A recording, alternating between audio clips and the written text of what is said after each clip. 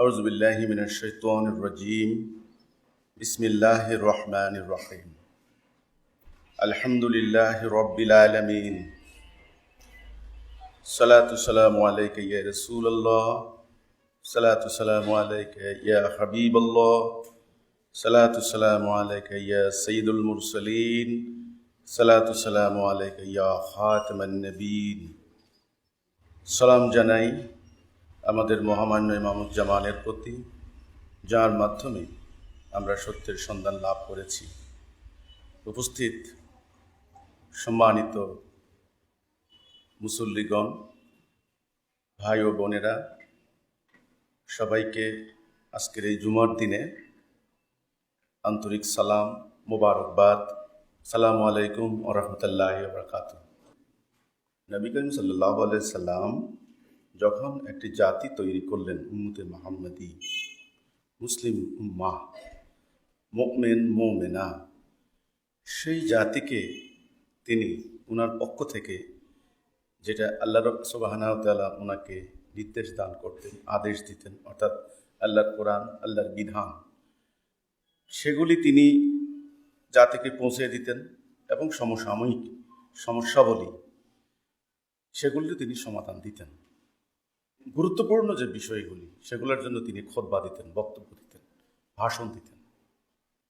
তো তিনি বক্তব্য দিয়েছেন আরবিতে, কোরআন নাযিল হয়েছে আরবিতে।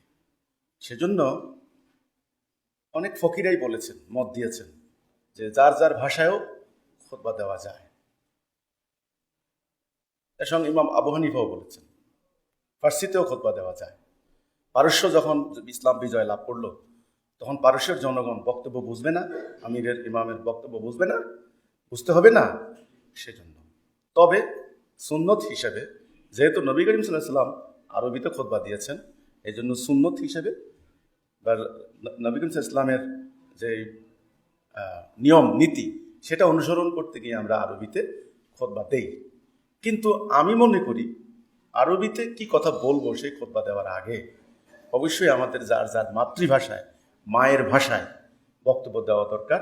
তা না হলে মানুষ বুঝবে কি করে আল্লাহ কি বলছেন, আল্লাহর আদেশ কি, আল্লাহর নিষেধ কি, তারপর নবী করিম সাল্লাল্লাহু আলাইহি ওয়াসাল্লাম কি কথা বলছেন, ওনার শিক্ষা কি, ইত্যাদি দেওয়ার জন্য অবশ্যই যার যার মাতৃভাষায় বক্তব্য দেওয়া দরকার।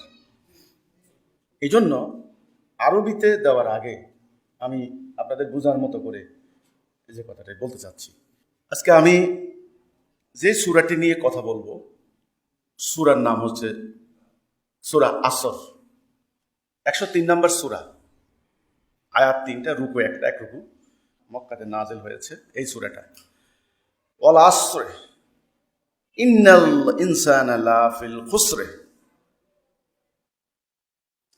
ইল্লাল্লাযীনা আমানু ওয়া আমিলুস সালিহাত ওয়া তাওয়াসাউ বিল হাক্কি ওয়া তাওয়াসাউ বিস সাবর।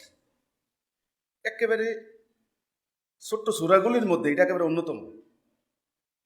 কিন্তু এই কথাটার মধ্য দিয়ে আল্লাহ সুবহানাহু ওয়া তাআলা কি মেসেজ, কি বার্তা আমাদেরকে দিচ্ছেন, এটা আমাদেরকে বুঝতে হবে, তাৎপর্য উপলব্ধি করতে হবে, নিজের ভাষায় এটা বুঝে নিতে হবে, তবে সে আমল করতে পারবেন। সারা জীবন শুধু মুখস্থ করে গেলাম, পড়ে গেলাম, মুখস্থ করে গেলাম, কিন্তু আল্লাহ সুবহানাহু ওয়া তাআলা এখানে কি বলছেন আমি বুঝলাম না, তাতে কোনো লাভ হলো না। আজকে আমরা যারা মানব জীবনে আল্লাহ দেওয়া সত্য দিন প্রতিষ্ঠার জন্য দাঁড়িয়েছি, আমরা যারা নিজেকে উম্মতে মুহাম্মদী বলে দাবি করি, মুমিন বলে বিশ্বাস করি, দাবি করি, এবং আমরা এই শপথ নিয়েছি যে আমরা মানব জীবনে শান্তি কায়েম করব, আমরা শান্তিকামী জনতা, আমরা শান্তি প্রতিষ্ঠা করতে চাই। আমাদের সাথে একজনের আরেকজনের দেখা হলেই আমরা সালাম বিনিময় করি, সালামু আলাইকুম ওয়া রাহমাতুল্লাহ, আপনার উপরে শান্তি বর্ষিত হোক, রহমত বরকত বর্ষিত হোক। তাহলে আমরা একজন আরেকজনকে শান্তি কামনা করি, শান্তি প্রতিষ্ঠাকামী জাতি, শান্তিকামী জাতি, আমরা শান্তিপ্রিয় জনতা। ইসলাম শব্দের অর্থ কি? তাহলে আমাদের দিনের নামও ইসলাম, মানে শান্তি। যে দিনটা প্রতিষ্ঠা হলে মানব জীবনে শান্তি আসবে। আজকে তো দুনিয়াতে বহু সংস্থা তৈরি করা হয়েছে, জাতিসংঘ তৈরি করা হয়েছে কি যুদ্ধ করার জন্য? ওরা তো বলে শান্তি প্রতিষ্ঠা করার জন্য, যেন জাতিতে জাতিতে যুদ্ধ বিগ্রহ না হয়, শান্তি প্রতিষ্ঠা করার জন্য। তাহলে শান্তি প্রতিষ্ঠা করার জন্যই আইন শৃঙ্খলা বাহিনী তৈরি করা হয়েছে। সরকার কোটি কোটি টাকা বাজেট করছেন, প্রায় সকল কান্ট্রি। আপনি জিজ্ঞাসা করেন আইন শৃঙ্খলা বাহিনী কি জন্য বানিয়েছেন, তারা বলুন আইন এবং শৃঙ্খলা বিধান, মানে শান্তি রক্ষার জন্য। সবাই কিন্তু প্রাকৃতিক স্বাভাবিক নিয়মে শান্তি চায়, অশান্তি কিন্তু কেউ চায় না। পরিবারেও শান্তি চায়, সমাজেও শান্তি চায়, রাষ্ট্রেও শান্তি চায়, দুনিয়াতে শান্তি চায়, সবাই চায়। কিন্তু চাইলে তো হবে না, শান্তির উপায় কি, পথ কি, রাস্তা কি, সেটা তো অনুসন্ধান করে না, সেটা করতে হবে। সেই শান্তির পথটাই আল্লাহ সুবহানাহু ওয়া তাআলা আমাদেরকে দিয়েছেন, সেটা হলো হেদায়েত। বাবা আদম যখন পৃথিবীতে চলে আসলেন তখন তিনি ভীত শঙ্কিত, আতঙ্কিত যে দুনিয়ার জীবন কিভাবে কাটবে। ইবলিস তো শত্রু, লাগা আছে আমার পিছনে। জান্নাত থেকে আল্লাহ সুবহানাহু ওয়া তাআলা বের করে দিলেন। তখন আল্লাহ রাব্বুল আলামিন সূরা বাকারাতে শুরুতে আছে, বললেন ফাইম্মা ইয়াতিয়ান্নাকুম মিন্নি হুদা ফামান তাবিআ হুদায়া ফালা খাউফুন আলাইহিম ওয়ালা হুম ইয়াহজানুন। আমি হেদায়া দেব, যারা আমার হেদায়াত ইতায়া করবে, অনুসরণ করবে, তাদের কোনো ভয় নাই। তাহলে কিসের ভয় নাই? অশান্তির ভয় নাই। মারামারি, যুদ্ধ, রক্তপাত, খুনাখুনি, দুর্বলের উপর সবলের অত্যাচার, সুদ, ঘুষ, রাহাজানি, মাদক, সন্ত্রাস, নারী নির্যাতন ইত্যাদি কোনো কিছুর কোনো ভয় নাই। কিন্তু শর্ত আছে, কিন্তু হেদায়ার অনুসরণ করতে হবে, ইতায়া করতে হবে। সূরা ফাতিহার মধ্যে আমরা বলি প্রতি ওয়াক্ত সালার মধ্যে ইহদিনাস সিরাতাল মুস্তাকিম। আল্লাহ সুবহানাহু ওয়া তাআলা আমাদেরকে সিরাতুল মুস্তাকিমে হেদায়াত দাও। তাহলে শান্তি প্রতিষ্ঠার রাস্তা কি? হেদায়া এবং সত্য দিন। ওয়াল্লাযী আরসালা রাসূলাহু বিল হুদা ওয়া দীনিল হক লিইয়ুযহিরাহু আলা দীনি কুল্লিহি। হেদায়া এবং সত্য দিন দিয়ে আল্লাহ রাসূলকে পাঠানো হয়েছে যেন অন্য সমস্ত দিনের উপরে বিজয়ী করেন, গালেব করেন, জাহের করেন। তাহলে শান্তি চাইলে কেবল হবে না, শান্তির প্রক্রিয়া অনুসরণ করতে হবে নাকি? শান্তির রাস্তা ধরতে হবে নাকি? সেই শান্তির পথটা কি? হেদায়া। ইবলিস কি করবে? এই হেদায়া থেকে আমাদেরকে সরাবে। এ কথাটাই সে বলেছে, তোমার দেওয়া সিরাতুল মুস্তাকিমের ডাইনে বামে সামনে পেছনে আমি ওত পেতে বসে থাকবো, তুমি দেখবে তোমার অধিকাংশ বান্দাকে আমি নিয়ে গেছি। আল্লাহ বললেন, যা, তোকে আমি কিয়ামত পর্যন্ত অবকাশ দিলাম, তুই তোর অশ্বারোহী পদাতিক বাহিনী দ্বারা হামলা কর। তবে মনে রাখিস, আমার মুখলেস আবেদ বান্দাদের উপর তোর কোনো কর্তৃত্ব নাই, কোনো হাত নাই। তাহলে মুখলেস, অকপট, সিনসিয়ার, যারা সত্যি সত্যি আত্মা দিয়ে আল্লাহ দিন চায়, আল্লাহ রসুলকে ভালোবাসে, আল্লাহর প্রতি ঈমান এনেছে, রসুলের প্রতি ঈমান এনেছে, চায় যে জাতীয় জীবনে আল্লাহ দিন প্রতিষ্ঠা হোক, আল্লাহ দিন মোতাবেক আমাদের সংসার চলুক, আমাদের পরিবার চলুক, আমাদের সমাজ চলুক, আমাদের রাষ্ট্র, আমাদের অর্থনীতি, আমাদের দণ্ডবিধি, আমাদের সমস্ত কিছু শিক্ষানীতি সব চলুক আল্লাহর বিধান মোতাবেক। যারা চায় তারা হচ্ছে অকপট, সিনসিয়ার, মুখলেস, খালেস। এদের উপর ইবলিসের কোনো। আর যারা বাহিরে লেবাস ধারণ করে আল্লাহকে প্রতারিত করতে চায় কিন্তু সত্য সত্য হৃদয় দিয়ে আল্লাহর দিন চায় না, আল্লাহ বললেন মানুষকে প্রতারিত করতে পারো, আমাকে পারবে না। সেজন্যই হাদিস, ইন্নাল্লাহা লা ইয়ানজুরু ইলা সুওয়ারিকুম ওয়া আমালিকুম। আল্লাহ তোমার লেবাস দেখেন না, তোমার মাল টাকা পয়সাও দেখেন না, তুমি কত বড় ধনী, আল্লাহ এগুলির পরোয়া করেন না। আল্লাহু গানিয়্যুম ওয়া আনতুমুল ফুকারা। আল্লাহ ধনী, তোমরা ফকির, দরিদ্র, তোমরা মুকাফিক্কি। আমি কারো মুকাফিক্কি নই। কুল হুয়াল্লাহু আহাদ আল্লাহুস সামাদ, কুল হুয়াল্লাহু আহাদ। তিনি এক, অদ্বিতীয়, তিনি কারো মুখাপেক্ষী নন, আমরা তার মুখাপেক্ষী। তো কথা হচ্ছে আল্লাহ সুবহানাহু ওয়া তাআলা যেটা বললেন যে হেদায়ার অনুসরণ করো, শান্তি পাবে। তা আমরা শান্তি প্রতিষ্ঠার জন্য দাঁড়িয়েছি নাকি? আপনারা শান্তি প্রতিষ্ঠা করার জন্য দাঁড়িয়েছেন তো? শান্তি চান তো? অশান্তি সৃষ্টিকারীর বিরুদ্ধে শান্তি প্রতিষ্ঠা করার জন্যই নবী করিম সাল্লাল্লাহু আলাইহি সাল্লামের এত আন্দোলন, এত সংগ্রাম, এত জিহাদ, এত কিছু। সে তাদের জন্য এই শিক্ষা, এই সূরা আসর। ওয়াল আসরে, মহাকালের শপথ, সময়ের শপথ, মানুষের হায়াত মানে তার টাইম, সময়। হায়াত মানে কি? তার জীবনকাল, সময়। টোটাল মানব জীবনেরও একটা জীবনকাল আছে, একটা হায়াত আছে। সেটা শপথ করে আল্লাহ বলছেন ওয়াল আসর, মহাকালের শপথ, সময়ের শপথ। ইন্নাল ইনসানা লাফিল খুসর, নিশ্চয়ই মানুষ ক্ষতির মধ্যে নিমজ্জিত, ক্ষতিগ্রস্ত। অতীত হয়েছে, বর্তমানেও হচ্ছে, ভবিষ্যতে তাই হবে। তাহারা ব্যতীত ইল্লাল্লাযিনা আমানু ওয়া আমিলুস সালিহাত, তারা ব্যতীত, তারা কিন্তু ক্ষতির মধ্যে পড়ে নাই, পড়বে না। কারা? যারা ঈমান এনেছে এবং আমলে সালেহ করেছে। ওয়াতাওয়াসাউ বিল হক ওয়াতাওয়াসাউ বিস সবর, এখানে কিন্তু অতিরিক্ত দুটি কথা লাগানো হয়েছে। যারা পরস্পরকে হকের কথা বলে এবং সবরের উপদেশ দেয়। আল্লাহ সাক্ষী, অতীত সময় সাক্ষী, ইতিহাস সাক্ষী, বর্তমান সময়ও প্রমাণ। মানুষ ক্ষতির মধ্যে নিমজ্জিত, মানুষ নানা ধরনের সংকটে নিমজ্জিত, কষ্টে নিপতিত।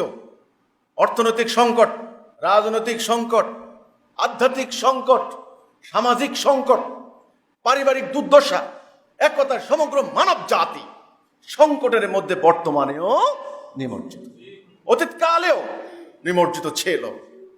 কিন্তু অতীতেও প্রমাণিত হয়েছে, বর্তমানে হবে।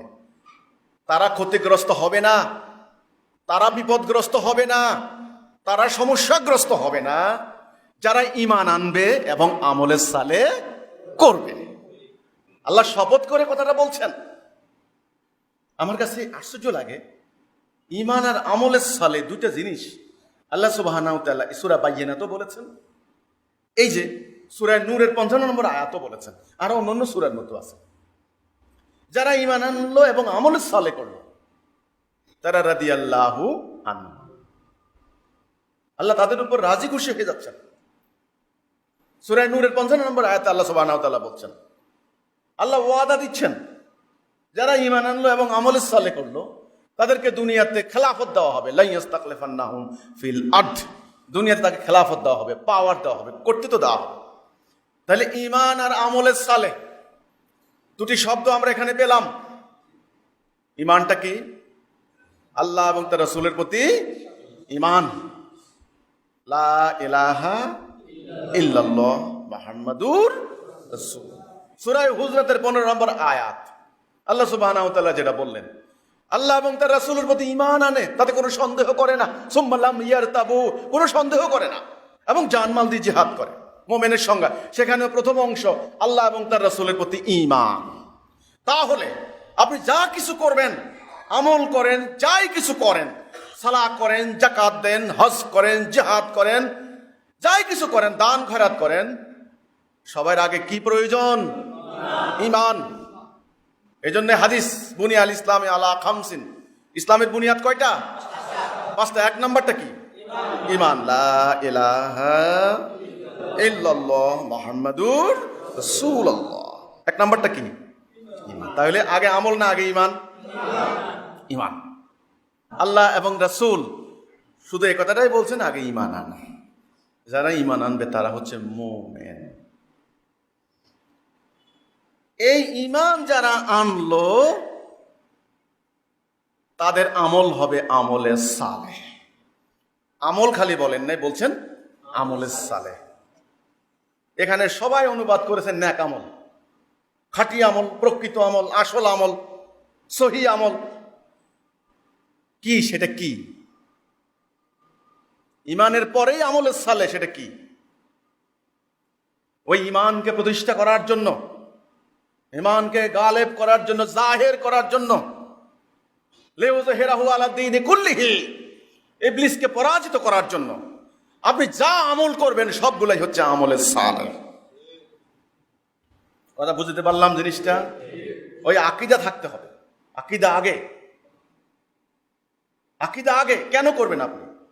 তাহলে আল্লাহর প্রতি ঈমান আমরা কেন আনবো?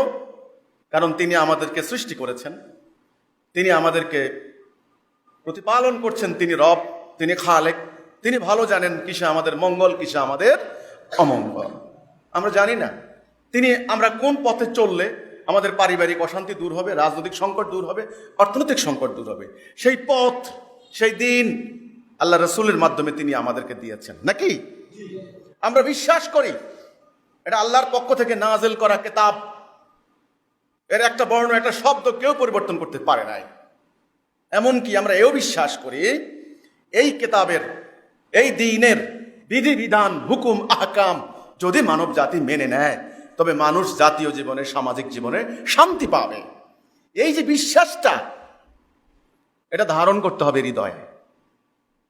এই জন্য আল্লাহ বলছেন, আমি তোমাদের অন্তর দেখি এবং তোমাদের কাজ দেখি। ওয়ালাকিন ইয়ানজুরু ইলা কুলুবিকুম ওয়া আমালিকুম, অন্তর এবং আমল। ওই যে ইমাম বুখারী শরীফের প্রথম হাদিস, ইন্নামাল আমালু বিন্নিয়াত। সমস্ত আমল কিসের উপর নির্ভর করে? নিয়তের উপরে। আমার কথা হচ্ছে এখানে ঈমান আর আমলের সালে। ঈমানটা কি? আল্লাহ এবং তার রাসূলের প্রতি বিশ্বাস। কোন বিশ্বাস? আল্লাহর হুকুম ছাড়া কারো হুকুম মানব না। লা ইলাহা ইল্লাল্লাহ মুহাম্মাদুর রাসূলুল্লাহ, এক নাম্বার। দুই নাম্বার, সেই ঈমানকে ভিত্তি করে, ফাউন্ডেশন ধরে, গোড়া ধরে, সিদ্ধান্ত ধরে এইবার আপনি যা আমল করবেন সেটা কি? জায়েজ, নাজায়েজ, হারাম, হালাল, বৈধ, অবৈধ। প্রথমে বললেন যে আল্লাহর হুকুম ছাড়া কারো হুকুম। ওকে, এটা তো একটা সিদ্ধান্ত হলো, আপনার একটা ফাউন্ডেশন হলো। এবার কোথায় মানবেন আল্লাহর হুকুম? বাস্তব জীবন লাগবে। এবার আপনি ব্যবসা বাণিজ্য করতে গেলেন, সেখানে আল্লাহর হুকুম কি দেখবেন। আপনি বিয়ে শাদী করতে গেলেন, সেখানে আল্লাহর হুকুম কি। আপনি উত্তরাধিকারী সম্পদ বন্টন করতে গেলেন, সেখানে আল্লাহর হুকুম কি। এইভাবে আপনি অন্যান্য সব কাজ করতে গেলেন, দুনিয়ার যা লাগে আপনার জীবনে থাকার জন্য, সেখানে আল্লাহর হুকুম কি। সেখানে আল্লাহ কোনটা আদেশ করেছেন, কোনটা নিষেধ করেছেন। খেতে বসলেন, কোনটা খাবেন, কোনটা বাদ দেবেন। শুয়োরের গোস্ত হারাম, মদ খাওয়া হারাম, মরা জন্তু হারাম। আপনি হালাল কোনটা কোনটা সেটা খাবেন। এই যে করবেন, করবেন না, করবেন, করবেন না, এটা হলো দ্বীন। ওই যে ঈমানের উপর ভিত্তি করা আমল। তাহলে আমি যেটা বলার চেষ্টা করছি যে যারা ঈমান আনলো এবং আমলের ছলে করলো, তারা ব্যতীত আর সবাই ক্ষতির মধ্যে নিমজ্জিত। এখন আমাদেরকে অনেকে বলেন, আপনারা খালি ঈমানের দিকে ডাকেন, খালি ঈমানের দিকে ডাকেন, আর কোনো কিছুর দিকে ডাকার কিছু নাই, কোনো ইস্যু নাই, আপনারা খালি তাওহীদের দিকে ডাকেন। তা আমরা বলছি, ভাই, সকল নবী রাসূলরা তাওহীদের দিকেই আহ্বান করেছেন। আমাদের নবী করিম সাল্লাল্লাহু আলাইহি সাল্লাম মানব জাতিকে আগে তাওহীদের দিকে আহ্বান করেছেন। যারা ঈমানের মধ্যে আসবে তাদের জন্যই না আমল, নাকি? জাতি তো ক্ষতির মধ্যে নিমজ্জিত। সূরা আসর সাক্ষী, আল্লাহ সাক্ষী, জাতি ক্ষতির মধ্যে নিমজ্জিত। তাহলে এখন আমরা শিওর হলাম, যুগে যুগে, কালে কালে এটা প্রমাণিত হয়েছে এবং হবে এবং হচ্ছে। সেটা কি? মানুষ অবশ্যই ক্ষতির মধ্যে, বিপদগ্রস্ত হবে মানুষ। তবে তারা ব্যতীত যারা ঈমান এনেছে, আমলের ছলে করেছে, তারা ইনশাল্লাহ ক্ষতিগ্রস্ত। এবার যারা ঈমান এনেছে শিরিক কুফরের বিরুদ্ধে, জাহিলিয়াতের বিরুদ্ধে, দালালাতের বিরুদ্ধে, গায়রুল্লাহর বিরুদ্ধে,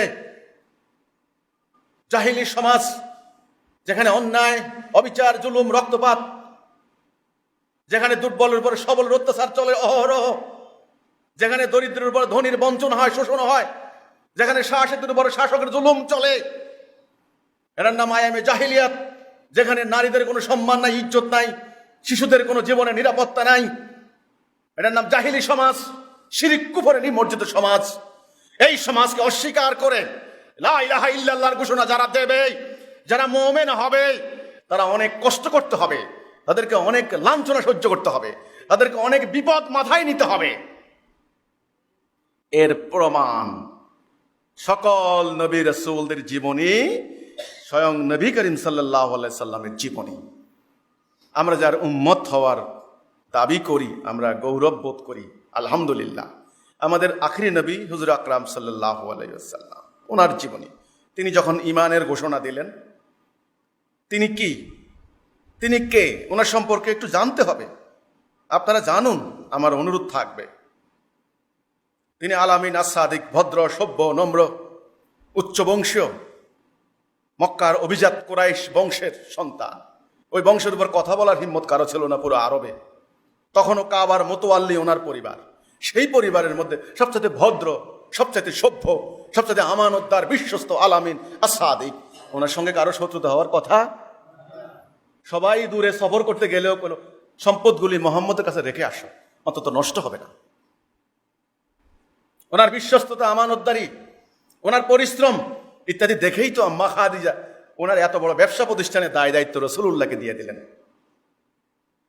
ইতিহাস কি ভুলে গেলেন?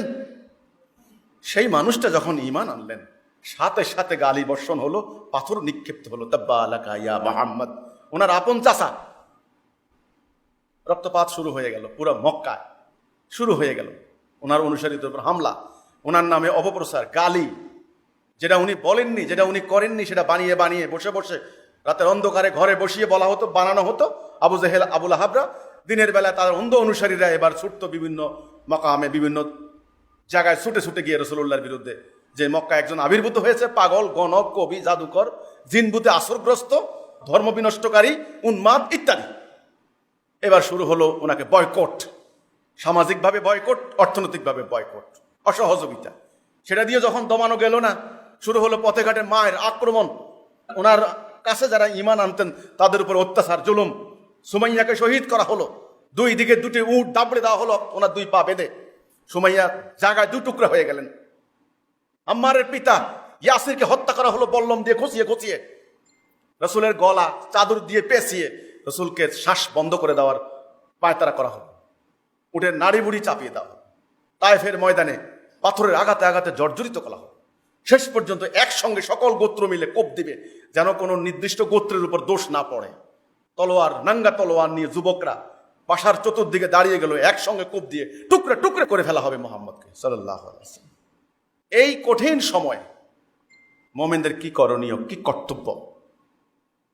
যখন আপনার ঈমান আনার শপথ নেবেন, জাহিলি সমাজ পরিবর্তন করে তাওহীদের সমাজ প্রবর্তন করার, আল্লাহ দ্বীন প্রতিষ্ঠার কথা বলবেন, যখন আপনারা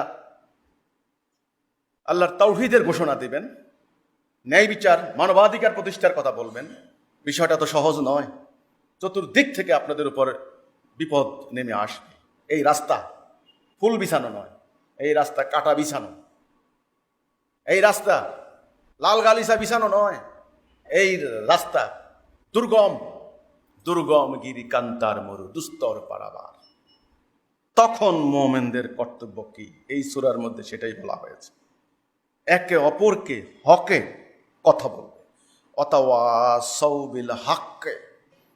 দিন কিন্তু দুই ধরনের, একটা ইবলিস বানাবে, এটাকে হক, একটা আল্লাহ দিলেন, এই যে আল্লাহ দিলেন, এটা হচ্ছে হক, দ্বীনুল হক। শোনেন, হক কথা বলা, হক পথে থাকা, হক হৃদয়ে ধারণ করা অত সহজ নয়, অত সহজ নয়। বিপদ আসবে, আমি বললাম না, বঞ্চনার শিকার হতে হবে, পারিবারিকভাবে কষ্ট দেবে, সামাজিকভাবে চাপের মধ্যে রাখবে। আপনার কোনো বিচার নাই, থাপ্পড়, চড়, মার, কিল, গুতা, লাথি সব জায়গায় আপনাকে চালানো হবে। আর যদি আপনি পারিবারিকভাবে একটু অবস্থা দুর্বল হয়, গরিব হন, তাহলে তার কোনো কথাই নাই। বেলালের মতো দশা হবে, খাব্বাবের মতো দশা হবে, আম্মারের মতো দশা হবে, কোনো বিচার পাবেন না। সম্পত্তি লুটপাট করে নিয়ে যাবে, কোনো বিচার পাবেন না। কারণ আপনি ন্যায়ের কথা বলেছেন, সমাজ পরিবর্তনের কথা বলেছেন, হকের কথা বলেছেন। এই অবস্থায় একজন আরেকজনকে হক ধারণ করার জন্য সহযোগিতা করতে হবে, উপদেশ দিতে হবে, তার সহমর্মী হতে হবে, সমবেদনা তার সঙ্গে থাকতে হবে। এটাই হলো ভ্রাতৃত্বের এক অনুপম দৃষ্টান্ত। কোনো ভাই যখন হক ধারণ করার কারণে বিপদে পড়ে, সঙ্গে সঙ্গে আপনাদের উচিত আপনারা গিয়ে বলবেন, ভাই এটা হতেই পারে, আমার জীবনে হয়েছে, অমুক ভাইয়ের জীবনে হয়েছে, রাসূলের জীবনেও হয়েছে, সাহাবীদের জীবনে হয়েছে, একটু সবর করো, একটু ধৈর্য ধরো, আল্লাহ সময় পরিবর্তন করে দিবেন। সব সময় সারা জীবন রাত থাকে না, দিন আসে। সারা জীবন বর্ষা থাকে না, অন্য সময়ও আসে। শীত আসে না, গ্রীষ্ম তো আসে না, প্রাকৃতিক নিয়ম। তোমার জীবনে এই কষ্ট সব সময় থাকবে না, একটু সবর করো, একটু সবর করো, আল্লাহ সুবহানাহু ওয়া তাআলা তোমাকে হকের পথে থাকো, আমি তোমাকে হেল্প করব, আমি তোমাকে সাহায্য করব। থাকতে না পারলে আমার কাছে আসো, বা এই করো বা ওই করো। অর্থাৎ হকের উপদেশ দিচ্ছে একজন আরেকজনকে। তারপরেরটা কি? ওয়াতাওয়াসাউ বিস সাবরে, এই সবর। এই সবরটা কি? সংকল্পের দৃঢ়তা। সবর এমন একটা জিনিস, আরেকটা সূরা আল্লাহ সুবহানাহু ওয়া তাআলা বললেন, ইয়া আইয়ুহাল্লাযীনা আমানুস্তাঈনু বিস-সাবরি ওয়াস-সালাহ ইন্নাল্লাহা মা'আস-সাবিরিন। হে মুমিনগণ, তোমরা যারা ঈমান আনছো, তোমরা সালাহ এবং সবরের মাধ্যমে আল্লাহর সাহায্য কামনা করো, নিশ্চয়ই আল্লাহ সাবেরদের সঙ্গে থাকবেন, আছেন। সংকল্প যখন করেছি মানুষের শান্তির কাজ করব, মানবাধিকারের সাম্য ন্যায় বিচার প্রতিষ্ঠা করব, অন্যায় জুলুমের বিরুদ্ধে কথা বলবো, প্রতিবাদ করব, তখন আমাদেরকে এই সংকল্পের প্রতি দৃঢ় থাকতে হবে। কোন বৃক্ষ ঝড় বৃষ্টির মোকাবেলা না করে উন্নত হয়েছে, মানে উপরের দিকে গিয়েছে? কোন বৃক্ষ? যত বৃক্ষ যত বড় হয়েছে, ঝড়ের ঝাপটা তাকে সহ্য তত বেশি করতে হয়েছে। আর ঝড় আসলে দু চারটা ডালপালা তার ভেঙে গিয়েছে, স্বাভাবিক কথা। কোন পর্বতমালার গায়ে মেঘমালা আষাঢ় দেয়নি? কোন পর্বতমালার গায়ে? আমি শুনতে চাই, জানতে চাই। এটা আল্লাহ প্রাকৃতিক নিয়ম করে দিয়েছেন। জান্নাতে যাবেন? হ্যাঁ, জান্নাতে যাওয়ার ঘোষণা সহজ। মান ক্বালা লা ইলাহা ইল্লাল্লাহ ফাদাখালাল জান্নাহ, ফাদাখালাল জান্নাহ। লা ইলাহা ইল্লাল্লাহ বললে আপনি জান্নাতি, ঠিক আছে, কিন্তু মৃত্যু পর্যন্ত এই পথে অটল থাকা খেলাখেলি কথা নয়। ওই ইবলিস ওই যে চ্যালেঞ্জ দিল, ডাইনে বামে সামনে পেছনে উঁত পেতে বসে থাকবে, এখান থেকে সরাবে, বাস আপনাকে কষ্ট দিবে, আপনাকে মার দেওয়াবে, আপনাকে অনেক ধরনের পরীক্ষার মধ্যে আপনাকে পড়তে হবে। এই জন্য আল্লাহ সুবহানাহু ওয়া তাআলা আরেকটা আয়াতে বলছেন, তোমরা কি মনে করেছো তোমরা এমনি এমনি জান্নাতে চলে যাবে? আমি এখনো তোমাদের পরীক্ষা করি নাই। জান মালের পরীক্ষা, জিহাদের পরীক্ষা। পরীক্ষা হবে, শস্যহানি, জীবনের ভয়, মৃত্যুর ভয়, ফসল হানি ইত্যাদি বলছেন না আল্লাহ? সেখানে আল্লাহ আবার বলছেন, তবে আমি সাবেরদের সঙ্গে আছি। আমি যেই সংকল্প নিয়ে নামলাম, আল্লাহ দিন প্রতিষ্ঠা করব, যত বিপদ আসুক, যত ঝড় আসুক, যত কষ্ট হোক আমার জীবনে, না খেয়ে থাকতে হলেও আমি সংকল্প ছাড়ব না, আমি লক্ষ্যে পৌঁছবই। এই যে সবর, সমস্ত কষ্ট, বিপদ আপদ, গালি মার অপমান, এই যে হজম করার যে সক্ষমতা আল্লাহর জন্য, রাসূলের জন্য, পরকালের জন্য, এটার নাম হলো সবর। এই সবর লাগে। এখন আপনাদেরকে কেউ কিছু বললেই যদি আপনারা ছ্যাদ করে ওঠেন, তাইলে কিন্তু হবে না। বলবে বাবা আপনাকে ঘর থেকে বের করে দিতে পারে, রাসূলের সাহাবীদের জীবন দেখেন, মা ভাত না দিতে পারে, এবং স্ত্রী পর্যন্ত আপনাকে ফেলে চলে যেতে পারে, অনেক নারীদের স্বামী পর্যন্ত তাকে বের করে দিতে পারে, সম্পত্তি থেকে বঞ্চিত করতে পারে, মারধর করতে পারে, অন্যায়ভাবে জেলে দিতে পারে। সর্ব অবস্থায় সবর সবর, হতাশ হওয়া যাবে না, নিরাশ হওয়া যাবে না। ওই যে আমরা সব সময় বলি, আমার ওয়ালা তাহিনু ওয়ালা তাহজানু ওয়া আনতুমুল আ'লাউনা ইন কুনতুম মুমিনিন। হতাশ হইবা না, নিরাশ হইবা না, তুমি বিজয়ী হবা যদি তুমি মুমিন হও। ইন কুনতুম, যদি মুমিন হও। কাজে বিপদ আসলে কি আমরা হতাশ হব? নিরাশ হব? হতবিহ্বল হয়ে যাব? ভয় পাবো? কেন পাবো না? আল্লাহ রাব্বুল আলামিন বলেছেন, তোমরা ভয় পাইও না, আমি তোমাদের সাথে আছি। ওয়াল্লাহু মাআকুম, তোমরা বিজয়ী হবে। আর আল্লাহ সুবহানাহু ওয়া তাআলা প্রথমেই বললেন, যারা হেদায়ার মধ্যে থাকবে তাদের কোনো ভয় নাই। ওখানে খাউফ শব্দটা আছে, ভয় নাই, টেনশন নাই। সূরা আসরের আলোচনাটা আমি আজকের মতো এখানে শেষ করে দেব। আল্লাহ সুবহানাহু ওয়া তাআলা বলছেন, সময়ের শপথ, কালের শপথ, মহাকালের শপথ। অতীতের ইতিহাস প্রমাণ, বর্তমান প্রমাণ, ভবিষ্যতে প্রমাণিত হবে। নিশ্চয়ই মানব জাতি ক্ষতির মধ্যে নিমজ্জিত হবে, বিপদগ্রস্ত হবে, সংকটের মধ্যে পড়বে। অতীতেও পড়েছে, কিন্তু তারা পড়বে না, তারা সংকটাপন্ন হবে না যারা ঈমান আনবে এবং আমলে সালেহ করবে। যারা ঈমান আনলো, ইন্নামাল মুমিনুনা ইখওয়াতুন, তারা তো ভাই ভাই।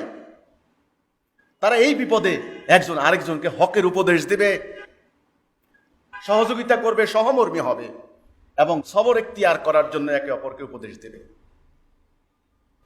ফলে তারা শক্তি অর্জন করবে, তাদের দুঃখকে তারা ভাগাভাগি করে নেবে।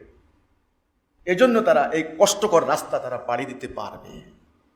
সূরা আসরের শিক্ষা আমরা হৃদয়ে ধারণ করি। আল্লাহ সুবহানাহু ওয়া তাআলা আমাদেরকে এই আল্লাহর কিতাব দিয়ে সম্মানিত করেছেন। আমরা পৃথিবীর অন্য কারো কাছে আর যাওয়ার দরকার নাই। আমাদের কাছে আল্লাহ রসুলের জীবনী এবং আল্লাহর কিতাব আল্লাহ। আমরা যদি সত্যি সত্যি মোমেন হই, আল্লাহর সেই সত্য দিন মানব জীবনে প্রতিষ্ঠা করার জন্য যদি আত্মনিয়োগ করি, নিজেদেরকে নিয়োজিত করি, মানবতার কল্যাণ নিজেদেরকে নিয়োজিত করি, তবে আল্লাহ আমাদের সকল গুনাহ ক্ষমা করবেন এবং আমাদেরকে নহর প্রবাহিত যুক্ত জান্নাতে প্রবেশ করাবেন। এটা আল্লাহর ওয়াদা, আল্লাহর অঙ্গীকার।